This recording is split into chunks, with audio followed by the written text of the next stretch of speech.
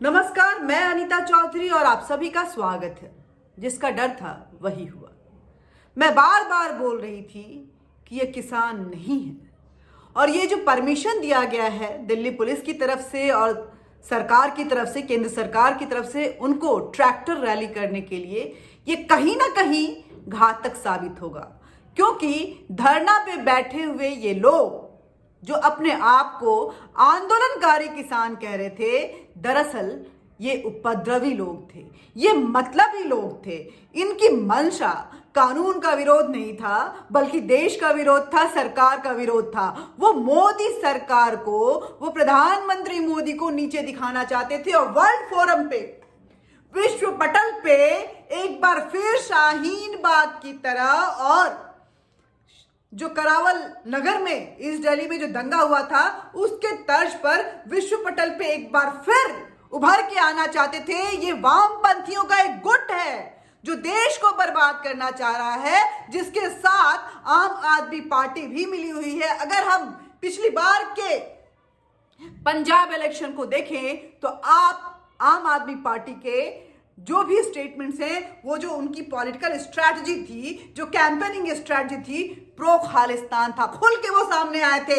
इस बार उसकी तैयारी चल रही है और पहले से तैयारी चल रही है ताकि ज्यादा से ज्यादा देश को डैमेज पहुंचाया जा सके और पॉलिटिकल माइलेज लिया जा सके। ये उसी की तैयारी है और जो शक था, जो डर था, वही हुआ। ये जो किसान, सरकार ने उनकी सारी बातें मान ली, वो नहीं माने। पुलिस ने रैली की इजाजत दे दी, एक रोड मैप तैयार कर दिया और बोला कि आप इसके रास्ते से जाइएगा, आपका समय, तय समय जो होगा वो ये होगा। उस बकायदा नोटिफिकेशन जारी किया गया था कि जब ये रैली जो है वो शांतिपूर्ण तरीके से होगी। इस रैली में ना किसी रॉड, ना लकड़ी, ना पत्थर, ना इस तरह की चीजों का इस्तेमाल किया जाएगा, ना ही साथ में लेके जाया जाएगा, ना ही इस तरह के कोई प्लैंकार्ड्स होंगे जो कि प्रोवोकेटिव होंगे। ये गाइडलाइंस दिए गए थे आपको 12:30 बजे के बाद, जब गणतंत्रता दिवस समारोह का समापन हो जाएगा, उसके बाद आप अपनी रैली निकालेंगे और 5 बजे तक फिर अपने धरना स्थल पे वापस आ जाएंगे। किसान नेताओं ने आश्वासन दिया था कि हाँ, किसान यूनियन ने कहा था कि ये रैली बिल्कुल शांतिपूर्ण तरीके से होगी, जो रोड मैप दिया गया है उसके हिसाब से होगी, गाइडलाइन को फॉलो किया जाएगा और कोई भी हंगामा नहीं होगा। लेकिन घुसने से पहले ही हंगामा शुरू हो चुका था। कल रात से अगर आप देखें तो अलग अलग पॉइंट्स पे जिस तरह से किसान ट्रैक्टर लेके घुस रहे थे, मैं लगातार वीडियो भी शेयर कर रही थी कि इस वीडियो को देखिए।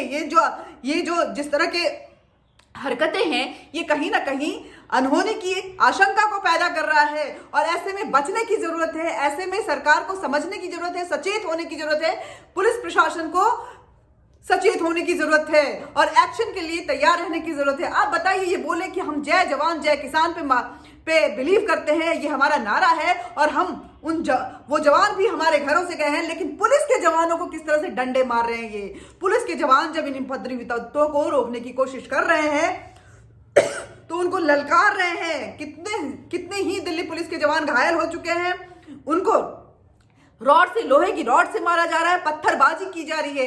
ये तैयारी क्यों थी? बख्तरबंद जो मैंने बताया था, बख्तरबंद इनके ट्रैक्टर्स इसीलिए तैयार किए गए थे कि हंगामा तो करना ही है। योगेंद्र यादव, तुमने जो ये बार बार तुम आते हो और ये गंदगी फैलाते हो, तुमको इस देश से कोई लेना देना तो है नहीं, तुमको सेडिशन की चार्ज में अंदर डालना चाहिए। मैं सुप्रीम कोर्ट से पूछती हूं कि आंदोलनकारियों का अगर राइट है आंदोलन करना, तो इस देश के शांति प्रिय नागरिक का क्या राइट है? उसको क्या मिलना चाहिए? ये हंगामा अपने गौरवमय दिन के दिन ये हंगामा देखने के लिए मिलना चाहिए। विश्व पटल पे भारत का नाम खराब हो और हम चुपचाप अपने मुंह पे ताला लगा के बैठे रहे, क्योंकि उनका अधिकार है आंदोलन करना। सुप्रीम कोर्ट को जवाब देना होगा, कोर्ट के जजों को जवाब देना होगा कि देश की आम जनता का आखिर क्या अधिकार है, उसको क्या राइट है। आंदोलन की रूपरेखा, गाइडलाइन बतानी होगी कि आंदोलन का मतलब क्या होता है और किस दायरे में रह के आंदोलन करना है। ये आंदोलन के नाम पे जो हंगामा चल रहा है, देश को अस्थिर करने की साजिशें चल रही है, इससे बचना होगा। राहुल गांधी, तुमको शर्म नहीं आ रही है? राहुल गांधी, तुम इस देश के, कांग्रेस तुमको बार बार इस देश का प्रधानमंत्री प्रोजेक्ट करती है। क्या इस देश का भावी प्रधानमंत्री इस तरह का होगा जो इस देश में हंगामे करवाता हो, खून खराबे करवाता हो और वो खुले। तुमने सपोर्ट किया, तुम इसीलिए बोल रहे थे तमिलनाडु में जो तुमने स्टेटमेंट दिया कि इस देश में थल सेना, वायु सेना, जल सेना और इनकी की कोई भी जरूरत नहीं है, इस देश में सैनिकों की जरूरत नहीं है, बस श्रमिकों को आगे बढ़ा दो, श्रमिकों को इस तरह से आगे बढ़ाओ, किसानों को इस तरह से आगे बढ़ाओ कि लहू लहान जो श्रमिक, जो किसान अपने देश में ही हंगामा कर रहे हैं, वो क्या चीन के प्रोटेक्शन में कितना बोलोगे राहुल गांधी? चीन से ये बात सही है कि कांग्रेस के बीच में, गांधी परिवार के बीच में और चीन के शी जिनपिंग के बीच में एक अग्रीमेंट हुआ है। तुमको चीन को प्रोटेक्ट करने के लिए तुम बाध्य हो क्योंकि बहुत सारे पैसे खाए हुए हो, लेकिन इसका मतलब ये नहीं है तुम इस देश को बेच दोगे और पूरा देश जो है चुपचाप सुन जाएगा। आपको बता दें कि किस तरह की हरकतें हो रही हैं यहाँ पे, आपको तस्वीरें दिखाते हैं कि जो गाइडलाइन दिया गया था उसकी किस तरह से धज्जियां उड़ाई जा रही हैं। शांतिपूर्ण मार्च की बात थी, लेकिन आपको मैं दिखाती हूं कि किस तरह से ट्रैक्टर को लेकर के वहां पे स्टंट किया जा रहा था। हालांकि इस स्टंट में ये ट्रैक्टर जो है खुद ही, माफ कीजिएगा, ये ट्रैक्टर खुद ही पलट गया और ट्रैक्टर चालक घायल हो गया। लेकिन ये स्टंट देखिए किस तरह से धज्जियां उड़ाई जा रही हैं रूल्स एंड रेगुलेशन की। और भी दिखाती हूं मैं, और भी दिखाती हूं। ये देखिए तिरंगा, ये देखिए ये ट्रैक्टर ही नहीं है, सिर्फ ये ट्रैक्टर है। ये किस तरह की ट्रैक्टर है जहाँ पे जेसीबी के साथ जाया जा रहा है? ये किस तरह का ट्रैक्टर है? ये किस तरह की रैली है जहाँ पे इस तरह से कानून की धज्जियां उड़ाई जा रही हैं? आप बताइए, क्या इस देश का हर नागरिक चुप बैठ जाए और कुछ भी ना बोले? उसको, आंदोलनकारियों को क्योंकि संविधान में अधिकार दिया हुआ है, इसलिए आम जनता को चुप रहना है। इस देश के आम जनता को कोई अधिकार इस संविधान ने नहीं दिया है। सुप्रीम कोर्ट के जजों से मैं पूछना चाहती हूँ, ये बार बार आप जो, चाहे वो शाहीन बाग हो, चाहे करावल नगर हो, चाहे ये किसान आंदोलन हो, ये बार बार उनकी तरफ से क्यों बोला जाता है? क्यों नहीं किसानों को ये हिदायत दी जाती है कि इस तरह की चीजें आप करेंगे जिससे आम जनजीवन अगर परेशान होता है तो आपके खिलाफ सख्त कार्रवाई लेने के लिए कोई भी बाध्य होगा? इस तरह की चीजों को क्यों नहीं रोकने की कोशिश कर रही है सुप्रीम कोर्ट? क्यों इस तरह की हरकतों को पे सुप्रीम कोर्ट जो है वो संविधान के नाम, ये कैसा संविधान? अगर संविधान में ये अधिकार दिया हुआ है तो इस अधिकार में अमेंडमेंट की सख्त जरूरत है।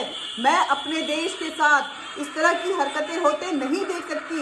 ये मेरा देश है, ये मेरे देश के लिए मेरी भी अपनी भरी भावनाएं हैं, मेरा भी अपना अधिकार है और मुझे उस अधिकार से कोई नहीं रोक सकता है। सुप्रीम कोर्ट को ये समझना पड़ेगा। और भी मैं तस्वीरें दिखा रही हूँ कि किस तरह से की हरकतें हो रही हैं। तिरंगा लेके, तिरंगे का किस तरह से, वो भी गणतंत्र दिवस पे अपमान किया जा रहा है कि आप तिरंगा आगे लगा के ट्रैक्टर ले जा रहे हैं और मार काट मचा रहे हैं। इस शांति, जो स्वराज इस देश को आज के दिन 1950 में मिला था, उस पूरा देश अखंड हुआ था, एकल भारत का सपना पूरा हुआ। एकल भारत के उस सपने में एक और एडिशन हुआ जब 370 को हटाया गया। लेकिन ये सो कॉल्ड किसान, कक्का जी, राकेश टिकैत, इनके ऊपर कार्रवाई होनी चाहिए। राकेश टिकैत, आप बार बार आश्वासन देते थे कि हाँ ये शांतिपूर्ण मार्च होगा, दिल्ली किसी के बाप की नहीं है, कोई बोल रहा है दिल्ली में हमारा भी अधिकार है। अरे दिल्ली में आपका स्वागत है, दिल्ली हर किसी का है, लेकिन दिल्ली हंगामे की जगह थोड़ी ना है। दिल्ली में अगर आपका हक है तो दिल्ली में आके उपद्रव मचाने का हक आपको किसी ने नहीं दिया है, इस देश के कानून में भी नहीं दिया है और इस देश के संविधान ने भी नहीं दिया है। आप पुलिस वालों के साथ जिस तरह से व्यवहार कर रहे हैं, आप खुद बोल रहे हैं कि हम लोग ये नहीं कर रहे हैं, लेकिन कुछ उपद्रवी तत्व इसके अंदर घुस गए हैं। इसका मतलब आपको पहले से जानते थे इसमें उपद्रवी तत्व हैं जो हंगामे करेंगे, लेकिन आपकी मंशा थी कि इस देश का नाम जो है गणतंत्र दिवस के दिन खराब हो और आपने अपने उस मंसूबे को पूरा किया। अब मेरे उन किसान भाइयों से, अन्नदाता के नाम पे आप लोग जो ये सिंपैथी लिए जा रहे हैं कंटिन्यूअसली, जो कि आप हैं नहीं, आप बिचौलिए हैं, आप दलाल हैं और राजनीतिक दलालों के साथ मिलके मंडी के ये दलाल जो गंदा खेल खेल रहे हैं, वामपंथियों के चंगुल में फंसकर, आपियों के चंगुल में फंसकर, उनको समझने की जरूरत है कि ये देश कभी माफ नहीं करेगा। आप किस मुंह से अपने उस घर में वापस जाएंगे? आपके पड़ोसी आपकी तरफ थूकेंगे भी नहीं, आपसे रिश्ते तोड़ देंगे। आपके पड़ोसी आपसे क्यों बात करेंगे? वो पड़ोसी कितना दिल में दर्द लेके बैठा हुआ कि इस राकेश टिकैत के साथ कभी मैं चाय पीता था और आज मेरे गणतंत्र दिवस के दिन इसने क्या हंगामे कर रखे हैं, मेरे देश का नाम ये डुबा रहा है, इससे मैं आखिर कैसे अपने रिश्ते जोड़ के रखूं? राकेश टिकैत, समझो तुम्हारी इज्जत मिट्टी में मिल गई है, तुमने अपने बाप के नाम को खराब कर दिया। महेंद्र सिंह टिकैत के नाम को मिट्टी में मिला दिया और तुम इस देश के जो अभी फिलहाल जिस तरह की तस्वीरें आ रही हैं उसमें देशद्रोही की तरह नजर आ रहे हो। कक्का जी आप मीठा मीठा बोलते हैं, आप समझदारी वाली बातें करते हैं, लेकिन अब कितने घाघ हैं, कितनी गंदी साजिशें रचते हैं। शायद सरकार को पहले ही सचेत होना चाहिए था जब मध्य प्रदेश में आपके नेतृत्व में किसान आंदोलन चला था और आपने गोलियां चलवाई थी। आपने उस वक्त भी ललकारा था पुलिस स्टेशन पे पुलिस वालों को और गोली चलवाने के लिए मजबूर किया था। किसान और पुलिस वालों दोनों की तरफ से गोलियां चली थी। आज इस देश का पुलिस जो है वो मजबूरन डंडे उठा रहा है। आप देखिए मजबूरन किस तरह से किसान आंदोलन के नाम पे झंडे का जो नाम है वो खराब किया जा रहा है और मजबूरन पुलिस वालों को लाठीचार्ज करना पड़ रहा है, आंसू गैस छोड़ना पड़ रहा है। आप देखिए क्या हरकतें हो रही हैं, किस तरह की हरकतें हो रही हैं। हमें ये समझने की, जानने की जरूरत है, ये महसूस करने की जरूरत है। इस आंदोलन को जो पत्रकार भी हवा दे रहे हैं वो बिल्कुल भी अपनी स्वार्थ के तहत ही काम कर रहे हैं, ये बात समझ लीजिएगा। वो चाहे वो पत्रकार को, क्योंकि वो वहाँ जा रहे हैं, उनको अच्छी तरह से पता है। अरे मैं नाम नहीं लूँगा, मैं जानती हूँ, मैं उनके बारे में क्या बोलूँ, मैं जानती हूँ, मैं नाम नहीं लूँगी उनका। लेकिन जिस तरह से रोड मैप जो दिया गया था, जिस रोड पे उनको आना था उसकी हवा उड़ा दी, उनको अक्षरधाम से लौट जाना था, लेकिन ये ITO तक पहुँच गए हैं और अब इंडिया गेट की तरफ कूच करने को राजी हैं। इंडिया गेट से थोड़ी ही दूर पे राष्ट्रपति भवन है, संसद भवन है और सारे प्रोटोकॉल्स वहाँ पे लागू होते हैं। हमारी जिस दिन हमारी सेना जो है अपना शक्ति प्रदर्शन कर रही थी, उस सेना के उस गौरवमयी प्रदर्शन पे किस तरह से ये मलिन करने की कोशिश की इन लोगों ने और अपनी कहीं ना कहीं थोड़ा बहुत उस मंसूबे में ये कामयाब भी हुए। लेकिन ये हम सबको समझने की जरूरत है कि हमारी सेना का मनोबल आज कितना गिरा होगा। जिस सेना ने चीनियों को पानी पिला दिया, जिस सेना ने पाकिस्तानियों को धूल चटाया हुआ है, उस सेना पे ये किसान जो जय जवान जय किसान के नारे लगाते हैं, किस तरह से उनका नाम खराब कर रहे हैं। उनके गौरव में दिन को जब आज आसमान से लेकर जमीन पर राजपथ पे हमारी सेना जो है अपना शक्ति प्रदर्शन कर रही है, ऊपर आसमान में वायुसेना अपने कर्तव्य दिखाती है और नीचे जमीन पर हमारी तोपें, हमारी टैंकें, हमारे रडार्स, हमारे सर्वेलेंस इक्विपमेंट्स वो बड़े शान शौकत के साथ चलते हैं। उस वक्त में ये सो कॉल्ड किसान मंडी के बिचौलिए दलाल राजनीति के दलालों के साथ मिलकर किस तरह से इस देश का नाम खराब कर रहे हैं, क्योंकि एक पार्टी है जो सत्ता में नहीं आ पा रही है और उसकी मंशा है कि अगर मैं सत्ता में नहीं आऊंगा, अगर इस देश पे मेरा राज नहीं चलेगा तो ये देश बर्बाद हो जाए, मुझे इससे कोई लेना देना नहीं है। उस पार्टी का नाम है कांग्रेस पार्टी और उस फैमिली का नाम है गांधी फैमिली। गांधी फैमिली भारत को अपनी बपौती जागीर मान चुकी है कि मैं चाहे जो करूं इस भारत के साथ, ये मेरी मर्जी है।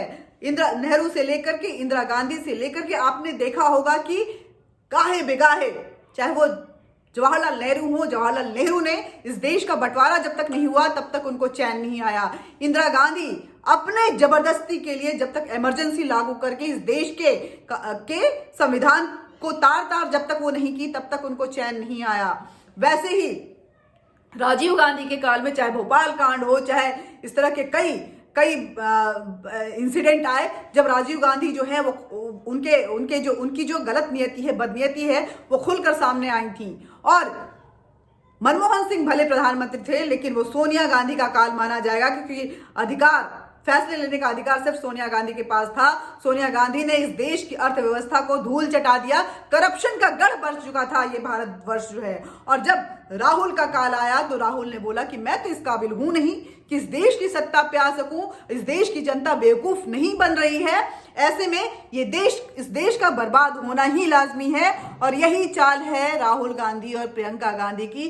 संभलने की जरूरत है, बचने की जरूरत है। इस बीच में मैग्सेसे अवार्ड उसी को मिलता है, आपने देखा होगा, जो इस देश के खिलाफ बोलता है, जो वामपंथियों के गढ़ से निकलता है, जो राष्ट्रीयता को अपने पांव तले कुचलता है। मैग्सेसे अवार्ड ये केजरीवाल की पार्टी, आम आदमी पार्टी, आजकल प्रो खालिस्तान सिर्फ पंजाब पे कब्जा करने के लिए, क्योंकि अगर पंजाब पे कब्जा हो जाता है तो कहीं ना कहीं पाकिस्तान से निगोशिएशन जो है वो आसान हो सकता है, और पाकिस्तान से अगर निगोशिएशन आसान होता है तो कहीं ना कहीं चाइना जो है अपने संबंध बनाना चाहेगी इस पार्टी से, और इस पार्टी का हर एक जो लीडर है वो चाइनीज पैसे पे ऐश करना चाहता है। इसलिए प्रो खालिस्तानी मूवमेंट को हवा देते हुए इस देश के टुकड़े टुकड़े करना चाहते हैं। शाहीन बाग में हिंदू मुसलमान में बांटकर जिस दंगे करवा के आम आदमी पार्टी का वो ताहिर हुसैन, उसके साफ साफ संकेत आए हैं, और भी कई बड़े नेता जो हैं वो लिपचे हुए हैं, और इसको हवा दी थी कांग्रेस पार्टी ने।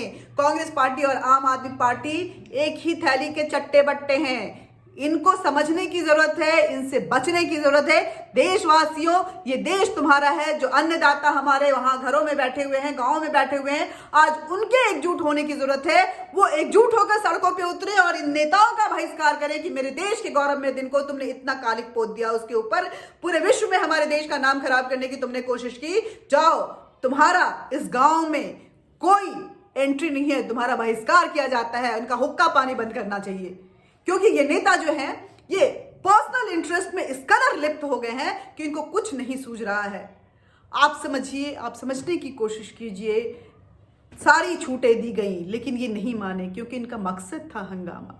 ये इनको एक मॉड्यूल जो है, सक्सेसफुल मॉड्यूल लगा, शाहीन बाग मॉड्यूल, जिसमें इनको वर्ल्ड फोरम पे कहीं ना कहीं ये सिंपैथी गेन करने में कामयाब रहे और दिल्ली पे कब्जा करने में कामयाब रहे।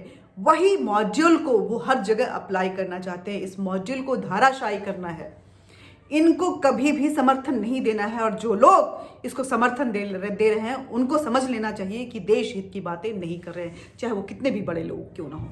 नमस्कार।